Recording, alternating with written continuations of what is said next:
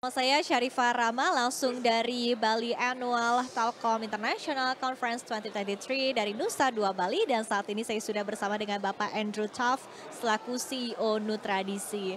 Apa kabar Pak Andrew? Baik, baik, apa kabar Mbak? Terima kasih waktunya untuk CNBC Indonesia. Kabar baik tentunya Pak ya dan sangat antusias berada di acara hari ini karena memang acara hari ini sangat luar biasa ya Pak ya. Dari exhibition yang ditunjukkan, pameran yang ditunjukkan termasuk salah satunya dari Nutradisi Pak. Booth yang ada di sebelah sana Nutradisi ini sebetulnya juga sangat menarik perhatian. Tapi mungkin bisa dijelaskan lebih jauh Pak Andrew sebetulnya apa yang dipamerkan oleh Nutradisi di acara conference internasional kali ini. Ini memang rangkaian acara ya dari Telkom Indonesia. Jadi 2 hari lalu Nutradisi sendiri ada acara summit. Jadi Data Center Summit, kemudian kami lanjutkan dengan Batik dan nanti setelah ini akan ada investor gathering. Yang kami bawa kemari itu pertama adalah memperkenalkan Nutradisi karena perusahaannya baru dibentuk oleh Telkom.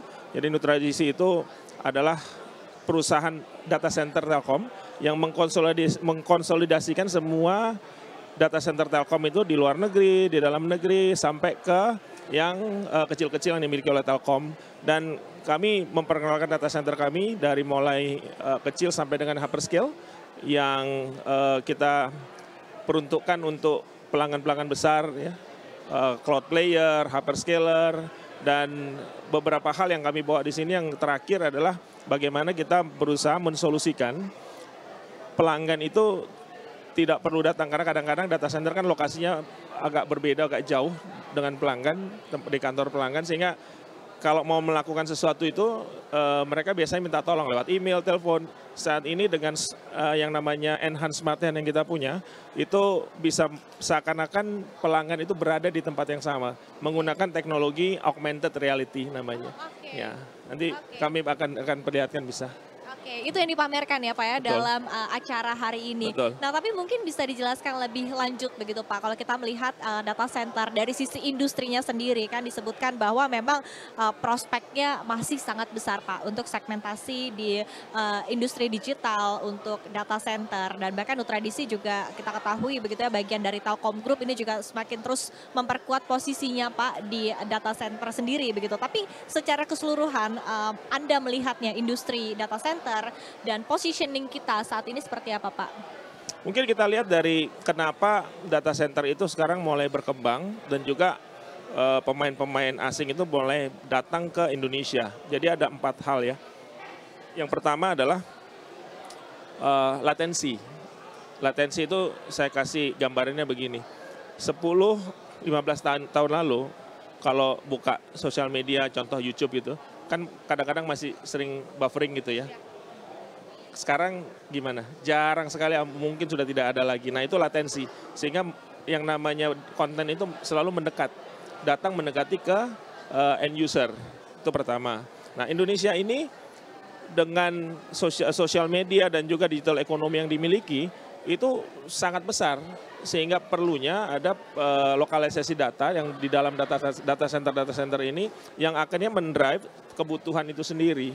Itu pertama. Kedua, aturan dari personal data. Ya. Itu membuat data-data itu harus berada di Indonesia.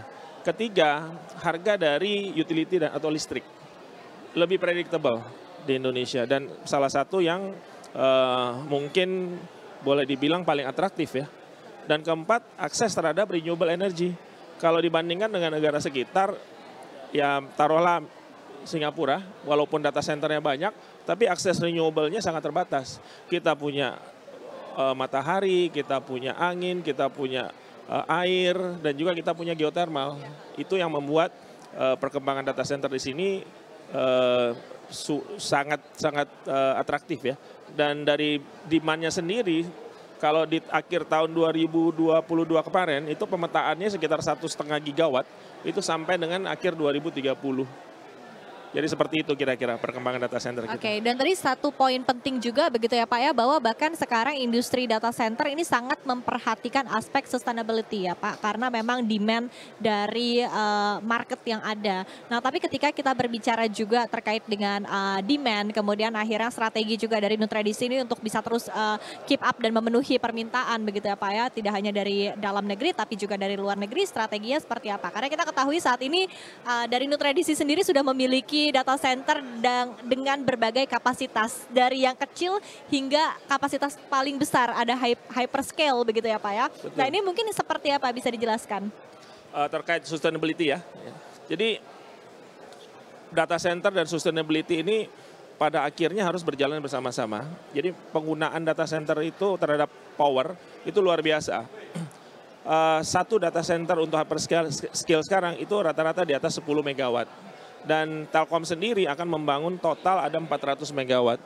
Dan kita mentargetkan dengan beberapa data center, contoh yang di Batam, itu akan mengutilize yang namanya green energy itu sekitar 25% dari total yang terbangun. Kita akan bangun di sana 51 megawatt itu sampai dengan 5 tahun ke depan. Nah ini yang kami targetkan. Saat ini yang sudah terpasang, jadi memang bukan hanya rencana, tapi kita sudah utilize solar energy ini, itu di Cikarang, itu kita sudah running 1 tahun lebih, itu dengan 100 kilowatt peak. Jadi semua office kita itu kalau siang hari itu menggunakan energi dari matahari. Ini bahkan untuk yang hyperscale ya Pak? Ini untuk hyperscale kita. Dan rencana berikutnya adalah kami akan kembangkan ini, mudah-mudahan selesai di Q1 tahun depan, itu di 1 sampai 1,5 megawatt yang akan kami pasang di sana untuk kita masukkan ke dalam critical load yang ada di data center kita. Oke baik, tapi dari sisi data center itu sendiri kapasitasnya begitu ya Pak ya, kan tadi sekali lagi memang cukup bervariasi ya Pak ya, dari yang kecil, Nucentrix, kemudian juga yang besar hingga hyperscale yang ada tadi Anda sebutkan begitu Pak. Mungkin bisa dijelaskan saat ini sudah ada berapa data center yang dimiliki oleh Nutradisi dan dari skala juga seperti apa, dan mungkin dari strateginya kenapa ditempatkan begitu ya di lokasi-lokasi tersebut. Kalau dari data center besar sendiri, data center besar atau hyperscale pertama kita itu ada di Singapura. Itu kita bangun tahun 2015, mulai beroperasi di akhir 2016 ya. Dan sekarang sudah habis bersih, itu 25 megawatt. Kemudian kami membangun di... Sudah habis yang di Singapura ya Pak? Sudah benar-benar tidak ada space lagi di sana. Itu kita bangun sekarang di Cikarang, itu 51 megawatt. 17 megawatt sudah selesai, sisanya akan kami bangun berikutnya, dan kami mulai di Batam itu juga 51 megawatt. Jadi itu untuk hyperscaler. Untuk yang kita sebut enterprise DC atau HDC, itu tersebar di banyak kota. Saat ini ada 20 yang kita miliki dengan 3 enterprise DC yang ada di Serpong, Surabaya, dan Sentul. Itu lebih kita peruntukkan ke arah enterprise dan untuk mengakses end user yang perlu latensi rendah.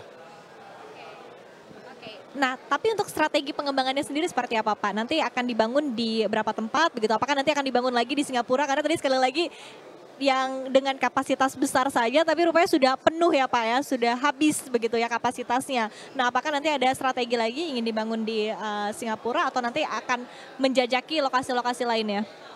Ya, kami sebagai bagian dari Telkom Indonesia kan tugasnya 2 ya. Yang pertama adalah mengeksekusi bisnis, kedua sebagai agent of development untuk digital ekosistem dan juga mengembangkan digital ekonomi yang ada di Indonesia.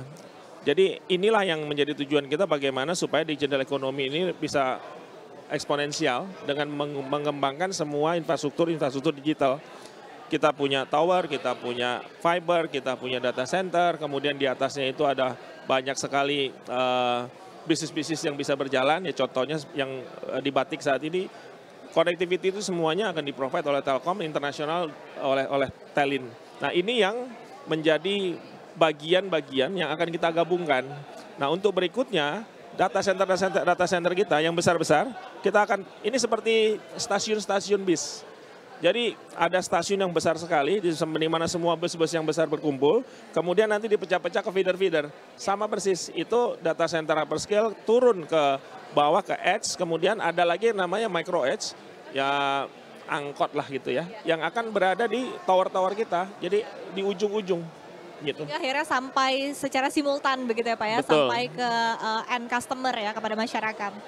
Baik, kemudian berbicara terkait dengan pengembangan bisnis dari data center Pak, apalagi di tengah kondisi yang ada saat ini, begitu ya, perkembangan situasi dan juga sentimen global, kita ketahui juga bahwa mungkin dari sisi pendanaan juga sebetulnya quite challenging ya Pak ya saat ini, apalagi juga dengan interest rate yang juga terus naik, sehingga tentu akan berdampak juga kepada strategi perusahaan, utamanya ketika ingin menggain kapital untuk ekspansi berikutnya. Nah, kemudian akhirnya strategi yang dilakukan oleh Nutradisi sendiri seperti apa? Data center ini memang high capital required ya dalam membangun data center dan juga membangun ekosistemnya. Nah, yang kita lakukan sekarang, kita tidak hanya bermain di data center sendiri, karena data center sendiri itu IT property. Jadi kalau istilah di data center namanya kolokasi, itu seperti kos-kosan, Mbak. Kos-kosan tapi untuk server dan untuk barang-barang IT. Nah, di atas itu banyak yang bisa dilakukan, connectivity-nya sendiri. Jadi kalau lengkap seluruh ekosistemnya, itu kita melihat bukan hanya data centernya saja yang berkembang, tapi dari ujung ke ujung. Yang saya sebutkan tadi, yang terminal tadi, kalau terminal besar itu kan di dalam banyak restoran, tempat cuci mobil dan segala macam, itu sama persis. Jadi semakin besar ekosistemnya, semakin banyak yang bisa dikembangkan di atas apa yang kita miliki. Sehingga akhirnya revenue-nya juga akan lebih besar begitu ya Pak ya? Revenue-nya akan semua akan ikut. Seiring dengan diversifikasi produk atau jenis yang ditawarkan tentunya Pak. Kemudian terakhir begitu Pak Andrew, target ataupun juga strategi Anda sekali lagi ya untuk membawa agar kedepannya industri data center ini juga bisa semakin berkembang di Indonesia, apalagi juga tentunya Nutradisi ya sebagai anak usaha dari Telkom Group ini memiliki peran yang besar ya Pak ya, karena sebagai garda terdepan begitu ya, perwakilan begitu. Nah ini mungkin seperti apa strategi dari Anda? Yang jelas kalau data center itu standarnya sudah sangat ketat, semua ikut global standar.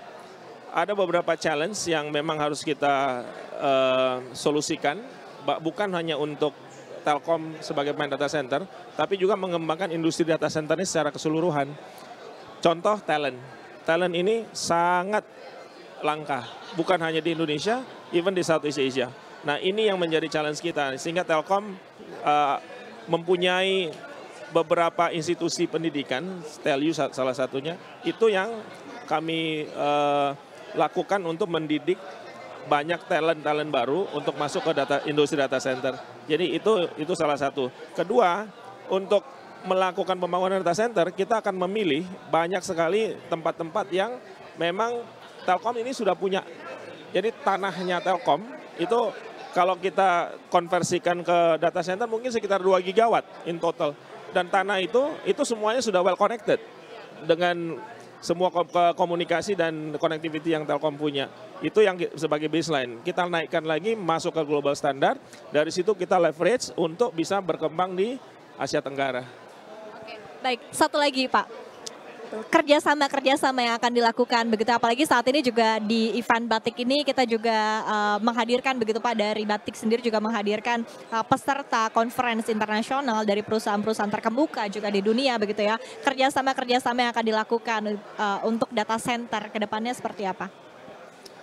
Kita banyak yang sudah kita lakukan, yang di Batam contohnya, itu kita membuat joint venture antara Telkom, Singtel, dan juga salah satu power provider di negara ini yaitu Medco, itu untuk membangun ekosistem dari data center itu sendiri di Batam. Nah, Batam ini unik karena selain domestic demand, kita juga berusaha mengambil spillover yang dari Singapura. Jadi seperti kita ketahui, Singapura sekarang ada moratorium, mereka membatasi pembangunan data center. Nah, spillover itu yang kita tangkap untuk ke Batam. Oke, Baik, apalagi melihat tadi sekali lagi ya Pak ya, kesempatan masih sangat besar begitu ya Sangat Pak besar. Andrew ya. Sehingga sangat optimis tentunya untuk bisnis ini juga akan terus growing, akan terus berkembang dengan semakin masif lagi. Terima kasih Pak Andrew Terima sudah kasih. berdiskusi bersama kami. Sukses dan sehat selalu untuk Anda. Dan pemirsa, demikian perbincangan kami langsung dari Batik 2023. Saya Syarifah Rahma, CNBC Indonesia Beyond Business.